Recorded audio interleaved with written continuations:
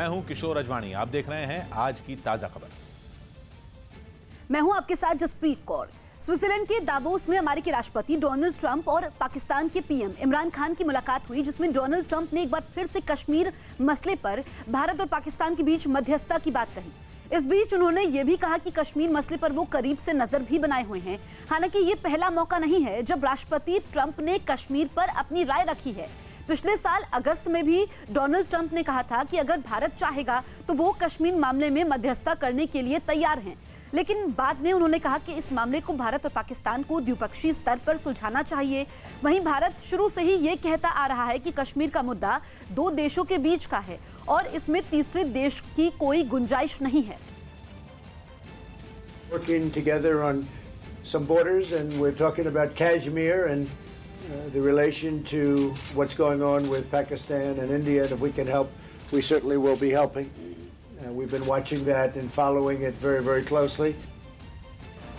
कश्मीर में सेना के ऑपरेशन ऑल आउट से आतंकी संगठन हिजबुल मुजाहिदीन का सरगना सैयद सलाहुद्दीन बौखला गया है। ऑपरेशन ऑल आउट का सबसे ज्यादा नुकसान हिजब को ही उठाना पड़ा है और इसी की बौखलाहट में हिजब के सरगना सलाहुद्दीन ने 26 जनवरी से पहले कश्मीर में जिहाद का नया दौर शुरू करने की धमकी दी, जिसके लिए उसने 3 मिनट 50 सेकंड का एक वीडियो जारी किया। इस वीडियो में सलाहुद्दीन ने अपने संगठन हिजबुल मुजाहिदीन के आतंकियों से जिहाद की पूरी तैयारी करने को कहा। यही नहीं, उसने कश्मीर में जिहाद का विरोध करने वालों को भी अंजाम भुगतने की चेतावनी दी। जांच एजेंसियों को शक है कि पाकिस्तान की खुफिया एजेंसी ISI ने आतंकी सलाहुद्दीन के इस वीडियो की स्क्रिप्ट तैयार की। पाकिस्तान में हिंदुओं पर अत्याचार का सिलसिला थमने का नाम नहीं ले रहा। एक 14 साल की हिंदू लड़की महक के अपहरण और जबरन धर्म परिवर्तन के बाद हिंदू समुदाय के लोगों ने सिंध प्रांत के जैकबाबाद में जोरदार प्रदर्शन किया। प्रदर्शनकारियों ने पाकिस्तान के chief justice, chief of army staff और पीएम इमरान खान से देश में हिंदुओं की सुरक्षा की मांग की। बताया गया कि 15 जनवरी को महक को अगवा किया गया था, जिसका पहले रेप किया गया, फिर जबरन उसका धर्म परिवर्तन करवाकर उसकी शादी करवा दी गई। घटना के 5 दिन बाद पुलिस ने महक को कोर्ट में पेश किया, जहां उसने अपने साथ हुई ज्यादती को बताया और अपने माँ बाप के साथ जाने की बात कही। इसके बाद भी कोर्ट ने उसे उसके माँ बाप के साथ जाने नहीं दिया। कल जब उसको कोर्ट में पेश किया गया, उसने कोर्ट में चिल्ला चिल्ला कर कहा कि मुझे अगवा किया गया और मेरे को जबरन मेरा रेप किया गया है और मेरा निकाह किया गया है। इस सबके बावजूद वहां के जज ने उसको बजाय, उसने कहा कि मैं अपने माँ बाप के साथ जाना चाहती हूँ, लेकिन बजाय उसके माँ बाप के भेजने के उसी अली गुंडे के साथ जिसने उसका रेप किया और उसका जबरन निकाह किया, जिसके साथ उसी के साथ भेज दिया गया। आतंकियों की मदद के आरोप में गिरफ्तार पूर्व डीएसपी देविंदर सिंह से पूछताछ में कई चौंकाने वाली जानकारियां सामने आई। खबर है कि आतंकियों की मदद से देविंदर सिंह इतना कमाते थे कि उन्हें अपने वेतन से पैसे निकालने की जरूरत तक नहीं पड़ी और यही वजह रही कि देविंदर सिंह ने पिछले 2 साल से अपने खाते से वेतन नहीं निकाला। बताया गया कि पूछताछ में देविंदर ने 6 अफसरों को पैसे देने की बात कबूली है और इन्हीं अफसरों की कमाई को देखकर उन्हें भी पैसे कमाने की लत लग गई। हालांकि हिजबुल मुजाहिदीन के कमांडर नवीद को चंडीगढ़ ले जाने के पीछे देविंदर सिंह का क्या इरादा था, इसका अभी पता नहीं चल पाया है। जबकि देविंदर सिंह पाकिस्तान की खुफिया एजेंसी ISI के संपर्क में थे या नहीं, NIA इसकी भी जांच कर रही है। पाकिस्तान में लगातार मिल रही धमकियों से परेशान होकर सिख नेता राधेश सिंह ने परिवार समेत देश छोड़ दिया। राधेश पाकिस्तान में सिखों के कद्दावर नेता माने जाते हैं, जो 2018 के आम चुनाव में भी अपनी किस्मत आजमा चुके हैं। वो पेशावर से चुनाव में खड़े हुए थे, जिसके बाद उन्हें धमकियां मिलने का सिलसिला शुरू हो गया। नौबत यहां तक आ गई कि पहले तो उन्होंने ट्विटर छोड़ा, फिर शहर। बाद में राधेश सिंह ने पुलिस से सुरक्षा की मांग भी की, लेकिन किसी तरह की मदद नहीं मिलने पर उन्होंने आखिरकार देश ही छोड़ दिया। राधेश सिंह कहां हैं, ये फिलहाल किसी को पता नहीं है। वहीं इस घटना पर भारतीय सिखों ने पाकिस्तान को एक बार फिर से आड़े हाथों लिया है। अकाली दल के नेता मनजिंदर सिंह सिरसा ने इस मामले में विदेश मंत्री S जयशंकर से दखल देने की मांग की है। ये रक्तेश सिंह टोनी, जो खैबर पख्तून कम्युनिटी के हमारे सिखों के बहुत बड़े लीडर भी थे, हैं, और जिन्होंने 2018 का पहली बार कोई नेशनल चुनाव लड़ा था, ऐसे आदमी के ऊपर भी इतनी तशद्दुद और ज्यादतियां की गई कि उनको पाकिस्तान छोड़कर भागना पड़ा। रक्तेश सिंह टोनी जैसे लोग रोज पाकिस्तान के अंदर सिर्फ इसलिए क्योंकि उनके सिर के ऊपर पगड़ी दस्तार है या वो हिंदू धर्म से हैं, उनको जनेऊ पहना हुआ है, इसलिए उनके ऊपर रोज तशद्दुद की जाती है। मध्य प्रदेश के देवास में मंत्री जीतू पटवारी और बीजेपी सांसद महेंद्र सोलंकी के बीच बहस हो गई। बात इस हद तक बिगड़ गई कि जीतू पटवारी ने बीजेपी सांसद को बैठक से बाहर फेंकने की धमकी दे दी। इसके बाद दोनों ही नेता आपस में उलझ गए और जिला योजना समिति की बैठक हंगामे की भेंट चढ़ गई। मतलब जिस बैठक में इलाके के विधायक, सांसद, मंत्री, जिले के नेताओं और अधिकारियों को यह चर्चा करनी थी कि देवास में विकास के लिए क्या करना है, उस बैठक में नेता एक दूसरे से लड़ने लगे। कमलनाथ सरकार में मंत्री जीतू पटवारी ने तो बीजेपी सांसद को बैठक से बाहर करने की धमकी दे दी। कॉलेज पेशेंट रहा हूं यहाँ पे, किसी ने आगे बिठाई दिया ऐसा यहाँ पे। ये क्या तरीका है आपका? क्या बोल रहे हैं? बताओ। आप बोल क्या रहे हैं? उठा के बाहर कर सकता हूँ। मैं सांसद हूँ यहाँ। सांसद है तो आप देवास की जनता की आवाज उठाने के लिए बैठा हुआ हूँ यहाँ पे। इस हंगामे की कोई एक वजह तो साफ नहीं हो पाई, लेकिन खबरें हैं कि बीजेपी सांसद को यह बात अखर गई कि बैठक में देवास कांग्रेस के अध्यक्ष मनोज राजानी को भी बुलाया गया। न सिर्फ बुलाया गया, उन्हें जीतू पटवारी के साथ बैठा दिया गया। इस पर बीजेपी सांसद और मनोज राजानी भिड़ गए। बाद में जीतू पटवारी ने भी उन्हें खूब खरी खोटी सुनाई। जनता ने मुझे चुना, जनता का ये तरीका इनको जरा सामान्य ज्ञान आप पार्टी में सामान्य ज्ञान आपके। जीतू पटवारी और बीजेपी सांसद के बीच बहस की वजह से जिला योजना समिति की बैठक रद्द हो गई। लेकिन हंगामा यही नहीं थमा। कांग्रेस कार्यकर्ताओं का एक झुंड जिला अधिकारी के दफ्तर में घुस गया। इसके बाद इन कार्यकर्ताओं ने बीजेपी सांसद को घेरने की कोशिश की और आरोप तो यहां तक लग रहे हैं कि कांग्रेस के कुछ कार्यकर्ताओं ने उन पर हमला किया। कुछ कार्यकर्ताओं ने तो बीजेपी सांसद को काले झंडे भी दिखाए।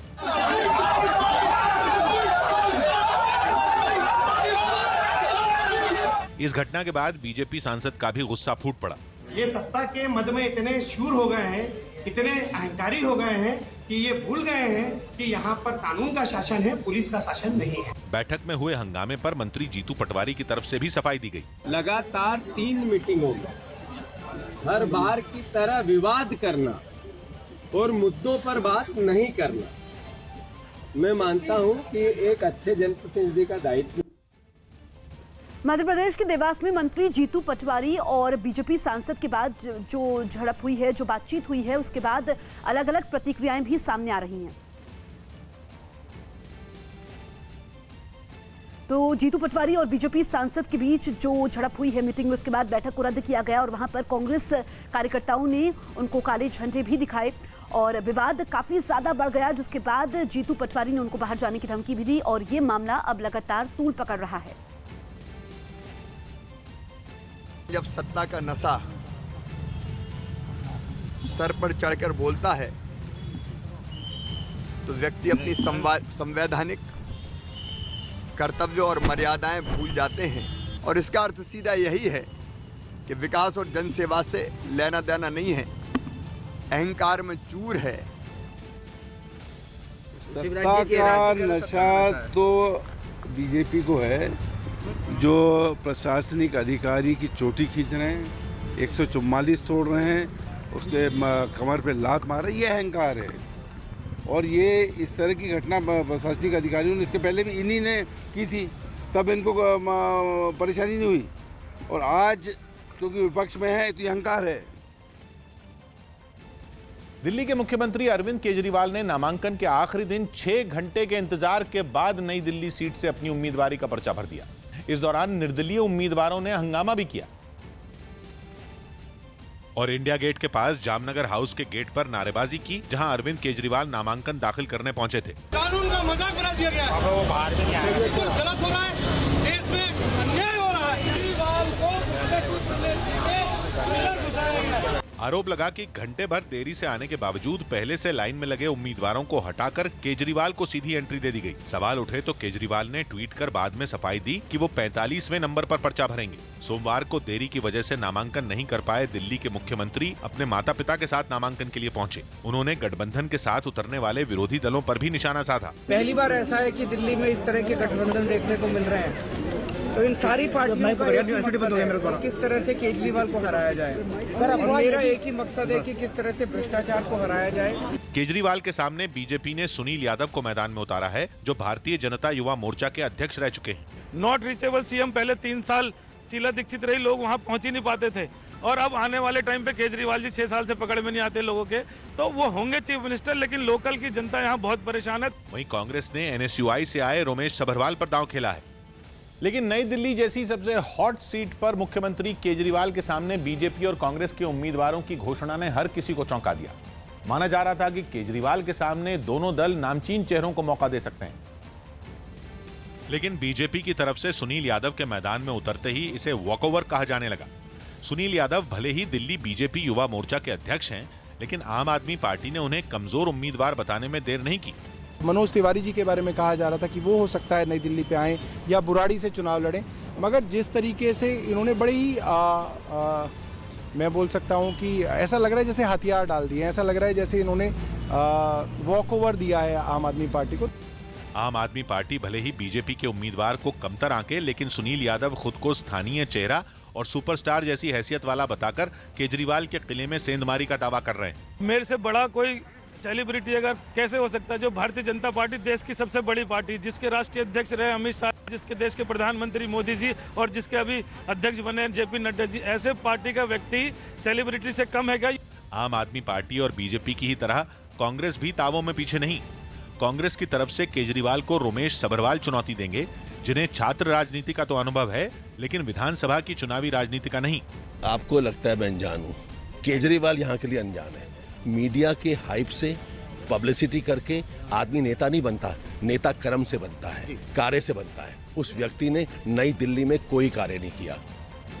कांग्रेस और बीजेपी के अलावा सीएम केजरीवाल के खिलाफ चुनाव मैदान में कई निर्दलीय उम्मीदवारों ने भी ताल ठोक दी, जो नामांकन के आखिरी दिन नई दिल्ली विधानसभा सीट से अपना पर्चा भरने जामनगर हाउस पहुंचे। जिन्होंने अपने हाथों में फाइलें ले रखी थी। नामांकन कराने वाले इन लोगों में कई महिलाएं भी शामिल थीं। जामनगर हाउस एसडीएम ऑफिस पर ये जो मेरे पीछे आप कतार देख रहे हैं, ये सब प्रत्याशी हैं जो कि अपना नामांकन दाखिल करने के लिए आए हैं। देखिए कितनी लंबी लाइन है यहाँ पर, सबके हाथ में यहाँ फाइल नजर आ रही है। केजरीवाल के खिलाफ चुनावी मैदान में उतरने वालों में कई वो लोग भी शामिल हैं जो भ्रष्टाचार के विरोध में किए गए अन्ना हजारे के आंदोलन में केजरीवाल के साथ थे। इन लोगों ने एक सुर में सीएम केजरीवाल पर धोखा देने का आरोप लगाया। 400-500 आंदोलनकारी थे, आज उनका एक का भी नाम नहीं है। इन लोगों ने हमारे साथ धोखा दिया। केजरीवाल के खिलाफ कुछ ऐसे लोगों ने भी नामांकन किया जो दिल्ली में कॉन्ट्रैक्ट कर्मचारी थे और उन्हें कुछ दिन पहले नौकरी से निकाल दिया गया था। नौकरी से कर्मचारियों को बेरोजगार किया, धरने से आई सरकार, धरने से घबरा गई तो हम लोग को बेरोजगार किया। तो मैं नौकरी जो भर्ती निकली है 2020 में एमएलए पद पे, उसके उम्मीदवार के लिए मैं भी आया हूँ कि अरविंद केजरीवाल जी को बेरोजगार कर मैं अपनी नौकरी दूंगा। नई दिल्ली विधानसभा सीट से कई बेरोजगार लोगों ने केजरीवाल के खिलाफ नामांकन दाखिल किया। दिल्ली के सीएम केजरीवाल के नामांकन में हुई देरी का मामला सोशल मीडिया में उठने के बाद चुनाव आयोग ने सफाई दी। अपनी सफाई में चुनाव आयोग ने दावा किया कि किसी भी प्रक्रिया में जानबूझकर देरी नहीं की गई।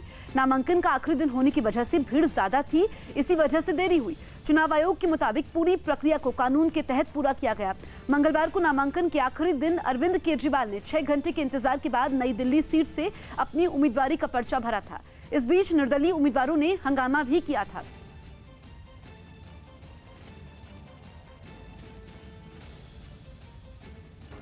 भोपाल से बीजेपी सांसद प्रज्ञा ठाकुर को धमकी भरी चिट्ठी के साथ लिफाफे में संदिग्ध पाउडर भेजने के मामले में पुलिस ने एक आरोपी को गिरफ्तार कर लिया। प्रज्ञा ठाकुर को धमकी वाली चिट्ठी पिछले साल अक्टूबर में भेजी गई थी। सूत्रों के मुताबिक प्रज्ञा ठाकुर को संदिग्ध लिफाफा भेजने के आरोप में पुलिस ने महाराष्ट्र के नांदेड़ से एक डॉक्टर को गिरफ्तार किया। बताया गया कि अब्दुल रहमान नाम के इस डॉक्टर ने अपने कुछ रिश्तेदारों को सबक सिखाने के लिए ही प्रज्ञा ठाकुर को धमकी भरी चिट्ठी भेजी थी, क्योंकि आरोप है कि अब्दुल रहमान को उसके कुछ रिश्तेदारों ने एक फर्जी हत्या के केस में फंसा दिया था और इस मामले में उसे जेल भी जाना पड़ा था। इसी का बदला लेने के लिए आरोपी ने अपने कुछ रिश्तेदारों के नाम का जिक्र करते हुए साध्वी प्रज्ञा को एक धमकी भरी चिट्ठी भेज दी। साथ ही आरोपी ने लिफाफे में चिट्ठी के साथ बारूद भी रखा था। इसी महीने 13 जनवरी को प्रज्ञा ठाकुर ने धमकी भरी चिट्ठी मिलने की शिकायत की थी और उन्होंने अपनी जान को खतरा बताया था। दिल्ली विधानसभा चुनाव की तैयारियों को लेकर बीजेपी की देर रात तक एक बैठक हुई। इस बैठक में गृह मंत्री अमित शाह के अलावा कई केंद्रीय मंत्री और दिल्ली बीजेपी के नेता शामिल हुए। इस बैठक में चुनाव की रणनीति पर बात हुई, साथ ही चुनाव की तैयारियों को लेकर भी समीक्षा की गई। तो ये बैठक जो हुई, इसमें चुनाव को लेकर के समीक्षा भी की गई। विधानसभा चुनाव की तैयारियों को लेकर ये बैठक काफी अहम रही। देर रात तक ये बैठक हुई और इस बैठक में गृह मंत्री अमित शाह के अलावा कई केंद्रीय मंत्री और दिल्ली बीजेपी के नेता भी शामिल हुए।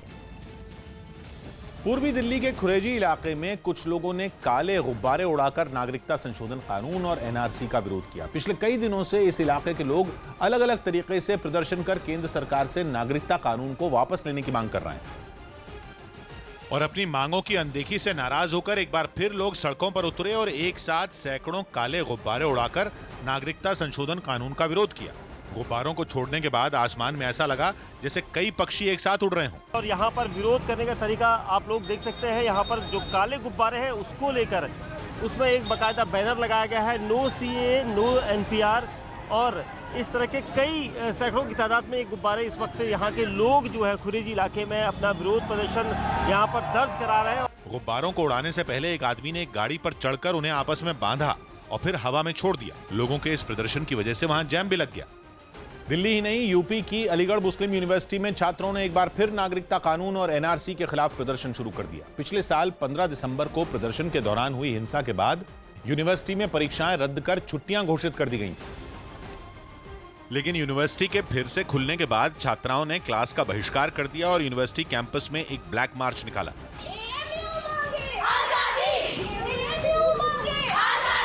जिसमें शामिल छात्राओं ने नागरिकता कानून और NRC को काला कानून बताया और हाथों में काले गुब्बारे और काले पोस्टर लेकर अपना विरोध जताया। वहीं छात्रों ने अनूठे प्रदर्शन के जरिए नागरिकता संशोधन कानून और NRC लागू होने के बाद के हालात दिखाने की कोशिश की। इसके लिए उन्होंने यूनिवर्सिटी के गेट के पास डिटेंशन सेंटर का एक मॉडल बनाया और विरोध जताने के लिए खुद को उसमें कैद कर लिया। इसमें हिंदू और मुसलमान नहीं देखा जाएगा, सबको इसमें ठूस दिया जाएगा। जिनका कागज नहीं आया उनको ठूस दिया जाएगा। तो वहीं लखनऊ में घंटाघर पर नागरिकता कानून के खिलाफ प्रदर्शन कर रही 100 से ज्यादा महिलाओं पर पुलिस ने 3 अलग-अलग FIR दर्ज कर दी। पहली FIR में शायर मुनव्वर राणा की 2 बेटियों के नाम भी शामिल हैं, जिन पर पुलिस ने धारा 144 तोड़ने और बगैर मंजूरी के घंटाघर पर प्रदर्शन करने का आरोप लगाया। बेटियों के खिलाफ केस दर्ज होने पर मुनव्वर राणा का गुस्सा फूट पड़ा और उन्होंने बीजेपी को निशाने पर लेने में देर नहीं लगाई। उनकी इंफॉर्मेशन के लिए सिर्फ 2% औरतें सड़क पर आई हैं। जिस दिन 50% औरतें आ जाएंगी उस दिन ये सरकार डूब जाएगी, खत्म हो जाएगी। केस दर्ज होने के बाद मुनव्वर राणा की बेटी सुमैया राणा भी सामने आई और उन्होंने आंदोलन के लिए खुद को जेल जाने के लिए तैयार बताया। अगर पुलिस ये सोचती है कि मुकदमे लादने के बाद आंदोलन खत्म हो जाएगा तो ये उसकी बहुत बड़ी गलतफहमी है। वहीं पुलिस की कार्रवाई के बावजूद नागरिकता कानून और NRC के विरोध में घंटाघर पर महिलाएं धरने पर डटी रहीं। धरने पर बैठी महिलाओं ने नागरिकता कानून वापस लिए जाने तक प्रदर्शन जारी रखने का ऐलान किया। इनका गुस्सा अभी भी बरकरार है और ये धरने से हटने को तैयार नहीं हो। साफ तौर पर कहती हैं कि हम तब तक नहीं हटेंगे जब तक CAA और NRC को हटाया नहीं जाएगा। महिलाओं पर पुलिस की कार्रवाई के बीच पूर्व CM अखिलेश यादव की बेटी टीना यादव भी घंटाघर पहुंची और धरने पर बैठी अपनी दोस्तों से मुलाकात की। विरोध प्रदर्शन के बीच गृह मंत्री अमित शाह ने नागरिकता कानून को हर हाल में देश भर में लागू करने का ऐलान किया। वो लखनऊ में इसी कानून के समर्थन में रैली करने पहुंचे थे, जहां उन्होंने साफ कर दिया कि मोदी सरकार नागरिकता कानून के फैसले से पीछे नहीं हटेगी। मैं आज लखनऊ की भूमि से डंके की चोट पर कहने आया हूं, जिसको विरोध करना है वो कर दे, सिटीजनशिप अमेंडमेंट बिल वापिस नहीं होने वाला। CM योगी आदित्यनाथ और बीजेपी के नेताओं की मौजूदगी में अमित शाह ने नाम लेकर विपक्ष के नेताओं को नागरिकता कानून पर घेरा। ये राहुल बाबा को आदत पड़ी है, देश की जो भी बात है इसका विरोध करना। ये अखिलेश, मायावती, ममता जी, उनको आदत पड़ी है, देश की जो भी बात हो इसका विरोध करना। इस पर कांग्रेस ने नागरिकता कानून को ही देश विरोधी बता दिया। पूरे देश भर के लोगों की ये भावना है कि सिटीजन्स अमेंडमेंट एक्ट और NRC ये दोनों ही घटना विरोधी है। ये संविधान के जो मूल तत्वों के खिलाफ में है, इसीलिए देश में ऐसा कानून नहीं लागू होना चाहिए। सुप्रीम कोर्ट में आज नागरिकता कानून पर दी गई याचिकाओं पर अहम सुनवाई होनी है। सुप्रीम कोर्ट में इस मामले में अब तक 143 याचिकाएं दाखिल की गई हैं, जिनमें ज्यादातर इस कानून के विरोध में हैं। हालांकि कुछ याचिकाएं इस कानून के पक्ष में दाखिल की गई हैं। इसके साथ ही कुछ याचिकाओं में NPR यानी नेशनल पॉपुलेशन रजिस्टर को भी चुनौती दी गई है। याचिकाओं में CAA को गैर संवैधानिक बताते हुए इस कानून को रद्द करने की मांग की गई है। सुप्रीम कोर्ट में दाखिल याचिकाओं में कहा गया है कि भारत के कानून में धर्म के आधार पर भेदभाव नहीं किया जा सकता, इसीलिए इस कानून में मुसलमानों को भी शामिल किया जाए। सुप्रीम कोर्ट में होने वाली सुनवाई को काफी अहम भी माना जा रहा है, क्योंकि इसका असर नागरिकता कानून के विरोध में देश भर में हो रहे प्रदर्शनों पर भी पड़ेगा। यूपी के हमीरपुर में रेस के दौरान एक बैलगाड़ी पलटने से कई लोग घायल हो गए। ये बैलगाड़ी वहां हर साल होने वाली एक दौड़ में शामिल होने आई थी, जो दौड़ के दौरान सड़क के किनारे बने एक गड्ढे में पलट गई। इसका एक वीडियो भी सामने आया जिसमें एक आदमी बैलगाड़ी में फंसा हुआ दिखाई दिया। हादसे की जानकारी लगते ही कुछ लोग भागकर वहां पहुंचे और काफी कोशिश के बाद बैलगाड़ी में फंसे आदमी को बाहर निकाला गया। बताया गया कि लोगों के मनोरंजन के लिए वहां हर साल एक दौड़ प्रतियोगिता कराई जाती है। इस बैलगाड़ी की प्रतियोगिता हमारे गाँव वासियों के सहयोग से होती है और ये लगभग 10 वर्षों से लगातार चली आ रही है। वहीं रेस में शामिल दूसरी बैलगाड़ियां काफी तेजी से दौड़ रही थीं, जबकि उनके पीछे चल रही कई मोटरसाइकिलों पर कुछ लोग बिना हेलमेट बैठे हुए थे। बताया गया कि रेस जीतने वाले को इनाम भी दिया गया। ब्रेक के बाद भी जारी रहेगी आज की ताजा खबर। अभी देखते हैं इस वक्त की बड़ी खबरें।